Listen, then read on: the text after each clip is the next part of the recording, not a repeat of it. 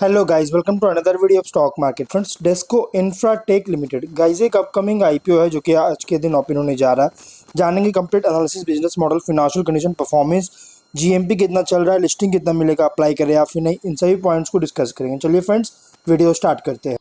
तो guys IPO जो है 24 मार्च आज के दिन ओपन हो रहा है, 26 मार्च को क्लोज किया जाएगा। 3 डे आईपीओ है, 10 रुपीज का फेस वैल्यू, 147 टू 150 रुपीज पर शेयर की प्राइस बैंड, 1000 शेयर्स की लॉट साइज, 30.75 करोड़ का इशू साइज जो कि 20,50,000 शेयर्स का इशू किया जा रहा है। फुल्ली फ्रेश इशू आईपीओ है। Book build issue IPO BSc SME पे लिस्टेड किया जाएगा। और अगर हम बात करेंगे मार्केट मेकर का, तो श्रीखब सिक्योरिटीज इसके मार्केट मेकर है। अलॉटमेंट डेट फाइनलाइज किया गया 27 मार्च का। 28 मार्च को रिफंड रिलीज किया जाएगा, शेयर्स डीमैट अकाउंट में क्रेडिट होगा। 1 अप्रैल का लिस्टिंग डेट रखा गया है। यहाँ पे कंपनी का जो ऑफर दिया गया है, QIB 50%, जिसमें एंकर इंक्लूड है, और HNI 15%, रिटेल 35% ऑफर दिया गया। एंकर इन्वेस्टर से 8.6 करोड़ का फंड रेज किया है। रिटेल ओनली 1 लॉट अप्लाई कर सकते हैं, 1000 शेयर्स मिलेंगे। HNI मिनिमम 2 लॉट अप्लाई कर सकते हैं, 2000 शेयर्स मिलेंगे। यहाँ पे प्रोमोटर की बात करें तो Mrs Indira Ben Prithubhai Desai, Mr Pankaj Prithu Desai, Miss Hina Pankaj Desai, Mr Malhar P Desai, Mr Samarth Pankaj Desai, ये सभी इसके प्रोमोटर है। जो कि प्री इशू होल्डिंग 79.3% का, पोस्ट इशू 58.12% का होल्डिंग देखने को मिल जाएगा। यहाँ पॉइंट नोट में एक पॉइंट बताया गया, वैल्यू जो है कैलकुलेट किया जाएगा इक्विटी डायल्यूशन का यूज करके, जैसे share holding pre issue minus share holding post issue बताया गया है। अगर हम बात करें बिजनेस का, तो 2011 जनवरी में इनकॉर्पोरेट हुआ था, जो कि एक तरह का इंफ्रास्ट्रक्चर कंपनी है। और ये जो है ईपीसी सर्विसेज प्रोवाइड करता है, मतलब कि इंजीनियरिंग, प्लानिंग और कंस्ट्रक्शन सर्विसेज प्रोवाइड करती है। पर्टिकुलरली सिटी गैस डिस्ट्रीब्यूशन में, रिन्यूएबल एनर्जी, वाटर और पावर सेक्टर्स, ये सभी मतलब कि सेक्टर्स में जो है सर्विसेज प्रोवाइड करता है, ईपीसी सर्विसेज प्रोवाइड करता है, जो कि एक अच्छी बात है। और यहाँ पे ऑपरेट हो रहा है, अलग अलग सेक्टर्स में ऑपरेट हो रहा है, जिसमें इंक्लूड है city gas distribution, renewable energy, water and power. Company जो है स्पेशलाइज है क्रिटिकल इंफ्रास्ट्रक्चर प्रोजेक्ट्स में, जिसमें इंक्लूड है city gas distribution, power transmission, water supply system और रिन्यूएबल एनर्जी सॉल्यूशंस। और कंपनी जो है यहाँ पे अगर देखिए तो ये स्पेशलाइज है पाइपलाइंस, रोड्स, ब्रिज और अदर क्रिटिकल स्ट्रक्चर्स का डेवलप और कंस्ट्रक्शन करने में, जो कि स्पेशलाइज है। और फोकस किया जा रहा है CGD, मतलब city gas distribution, renewable energy और वाटर मैनेजमेंट, पावर इंफ्रास्ट्रक्चर पर स्ट्रांगली फोकस किया जा रही है। और ऑपरेशन को एक्सपैंड कर चुका है अराउंड 14 इंडिया के 14 स्टेट्स में, जो कि लगभग 55 सिटीज को कवर करता है। लगभग 4000 किलोमीटर का MDPE, मतलब medium density poly ethylene pipelines का जो है सो लेइंग कर चुका है, ले कर चुका है, कर रही है। और लगभग 2 lakh piped natural gas connections जो है सो डिलीवर कर रही है, कर चुका है अब तक, इस डेटा के अकॉर्डिंग कर रही है, जो कि around residential, industrial, commercial establishment को जो है सो डिलीवर करती है। कंपनी जो है इंफ्रास्ट्रक्चर सर्विसेज ऑफर करता है, जैसे designing, construction, water distribution network का डिजाइनिंग, कंस्ट्रक्शन करना, ओपन वेल्स, सम्प वेल्स और ओवरहेड टैंक्स का। अलग अलग लोकेशंस पर 234 एम्प्लॉइज का टीम है 9 मंथ्स के अकॉर्डिंग। कॉम्पिटिटिव स्ट्रेंथ की बात करें, एक्सटेंसिव एक्सपीरियंस है सिटी गैस डिस्ट्रीब्यूशन और मेंटेनेंस सर्विसेज में। Experienced promoters and management team है, डायरेक्ट रिलेशनशिप है सप्लायर्स के साथ। SOPs जो कि वाइटल है city gas distribution contracting services के लिए, और adherence to safety and compliance standard follow करती है। फिनेंशियल की बात करेंगे तो 22 में 11.7 करोड़ का एसेट्स था, लगातार इंक्रीज किया, अभी 36 करोड़ का अच्छी देखने को मिला है। नेट वर्थ 3.8 करोड़ का इंक्रीज होकर अभी है 22.6 करोड़ का। रिजर्व्स भी 3.6 करोड़ का था, अभी है 17 करोड़ का। डेट अगर देखा जाए तो यहाँ पे डेट 6.8 करोड़ का अभी देखने को मिल रहा है। डेट कंपनी पर देखिए है थोड़ा, उतना ज़्यादा डेट नहीं है, बहुत ही कम मिनिमम सा डेट है। रेवेन्यू प्रॉफिट की बात करें तो 22 में 19.9 करोड़ का रेवेन्यू, 83 लाख का प्रॉफिट। 23 में 29.3 करोड़ का रेवेन्यू, 1.2 करोड़ का प्रॉफिट। 24 में 29.5 करोड़ का रेवेन्यू, 3.46 करोड़ का प्रॉफिट। फर्स्ट हाफ में 22.7 करोड़ का रेवेन्यू, 3.4 करोड़ का प्रॉफिट है। फिनेंशियल अगर देखा जाए तो टॉप लाइन में यहाँ पे 23-24 में स्टैटिक परफॉर्मेंस था, मतलब कि ना तो कोई चेंजेस आया, ना तो ग्रोथ हुआ, ना तो डाउन हुआ, स्टैटिक परफॉर्मेंस था।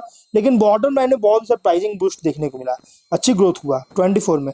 बट 25 के फर्स्ट हाफ में अगर देखा जाए तो बॉटम लाइन और प्रॉफिट जो टॉप लाइन है, वो टॉप लाइन में इंक्रीज किया, लेकिन बॉटम लाइन जो है बहुत ही सरप्राइजिंग देखने को मिला। 24 में जो मार्जिन है बहुत ज़्यादा देखने को मिल रहा है। देखिए 23 में, देखिए 23-24 में जो कि टॉप लाइन है उतना अच्छा नहीं था, लेकिन जो प्रॉफिट मार्जिन है बहुत अच्छी ग्रोथ देखने को मिली है, एक अच्छी यहाँ। लेकिन हाँ, जो कि 25 के फर्स्ट हाफ में जो सडन जो बूस्ट हुआ है बॉटम लाइन में मार्जिन में, इसको लेकर डाउट ही क्रिएट नहीं करा है, बल्कि सस्टेनेबिलिटी को लेकर कंसर्न रेज कर रही है।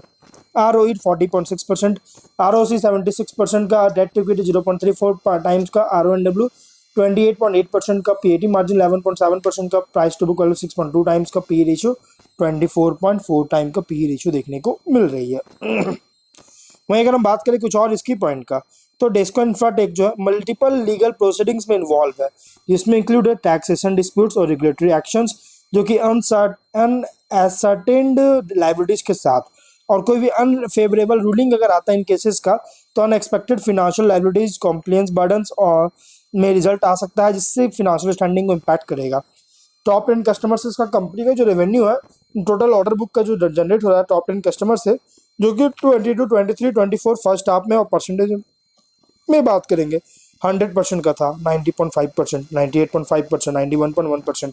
मतलब मेनली कंपनी डिपेंड किस पर है, तो टॉप 10 कस्टमर्स पर। मतलब इसमें से कोई भी एक कस्टमर से अगर लॉस भी होता है ना, तो 10 से 12% की जो कंपनी को लॉसेस आ सकता है, इसके ऑर्डर बुक में गिरावट आ सकती है।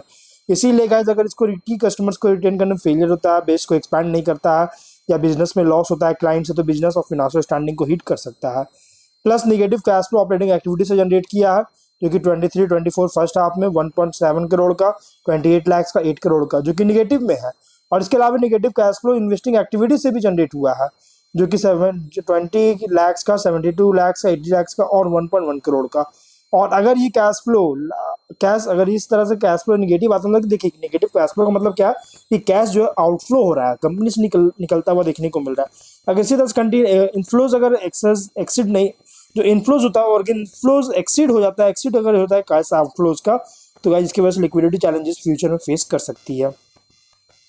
प्लस गुजरात, हरियाणा, उत्तर प्रदेश, पंजाब से मेजोरिटी रेवेन्यू जनरेट करता है। Adverse political, social, economic development अगर आता है किसी भी स्टेट में, तो कंपनी को निगेटिवली इम्पैक्ट कर सकता है। और प्लस हिस्ट्री में अगर देखा जाए तो कंपनी को GST, TDS, EPF और ECESIS रिटर्न्स जो है, इसके फाइलिंग में हिस्ट्री जो फाइलिंग जो करती है, इसमें डिले वगैरह देखने को मिल चुका है। इसका हिस्ट्री बता रही है, जो कि मल्टीपल फिनेंशियल ईयर्स में देखने को मिला है, सिर्फ एक नहीं बहुत सारे फिनेंशियल ईयर्स में देखने को मिल चुका है, जिससे कंपनी को पेनाल्टीज और इंटरेस्ट पेमेंट को जो सो लीड करता हुआ देखने को मिला है। और इसीलिए कोई भी कंटिन्यू इसी तरह से अगर पैटर्न कंटिन्यू रहता है नॉन कॉम्प्लियंस का, तो regulatory action, fine, reputational damage जो सो रिजल्ट देखने को मिल सकता है। सिग्निफिकेंट पोर्शन ऑफ रेवेन्यू जो है पब्लिक सेक्टर या अंडरटेकिंग PSUs को जो सेल करता है उससे जनरेट करता है, जो कि कंट्रीब्यूशन जो है 71.7 करोड़ का, 66.3 करोड़ का, 73.7 करोड़ का, 46.7 करोड़ का कंट्रीब्यूशन था। अगर इसी तरह से डिमांड में फॉल होता है, बजट लिमिटेशन में फॉल होता है, ऑपरेशनल डिस्ट्रप्शन होता है PSUs में के अंदर, तो इसके वजह से निगेटिवली इम्पैक्ट कर सकता है रेवेन्यू स्ट्रीम को लेकर। तो कुछ रिस्की पॉइंट भी है। GMP कंपनी का 10 रुपीज का 160 रुपीज पर लिस्टिंग होने के चांस है, 6.6% का लिस्टिंग मिल रहा है, जो कि ठीक ठाक एक एवरेज लिस्टिंग मिल रही है।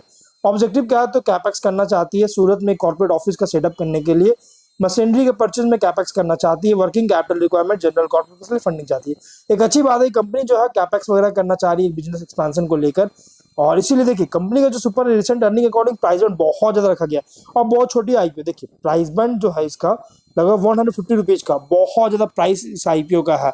इसी कारण गाइस बहुत थोड़ा रिस्की हो सकता है, क्योंकि देखिए 150 रुपीज का प्राइस बैंड, और इसी के आसपास में जो सो इरकॉन इंटरनेशनल का भी जो शेयर मिल रही है, जो कि 160 रुपीज के आसपास है। IRB इंफ्रा जो कि उससे भी बहुत मिनिमम सा प्राइस पे मिल रहा है, 46 पे। NCC का 206 पे शेयर ट्रेड कर रहा है। तो इसीलिए इस कंपनी को स्टिफ कंपटीशन फेस करना पड़ रहा है, और अगर इस IPO की प्राइस 100 के आसपास अगर होती है ना, तो बेटर माना जाता है।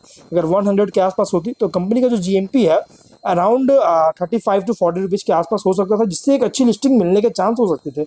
इसीलिए अगर आप रिस्क लेना चाहते हैं, इस बड़ी कॉस्टली IPO में रिस्क लेना चाहते हो, तो आप अप्लाई कर सकते हैं। अदरवाइज रिस्क नहीं लेना चाहते तो आप इग्नोर कर सकते हैं। गाइस जो भी फाइनल डिसीजन लीजिएगा अपने रिस्क पर लीजिएगा, ये कोई रिकमेंडेशन वीडियो नहीं है। तो मिलते हैं नेक्स्ट वीडियो में, टिल देन बाय बाय।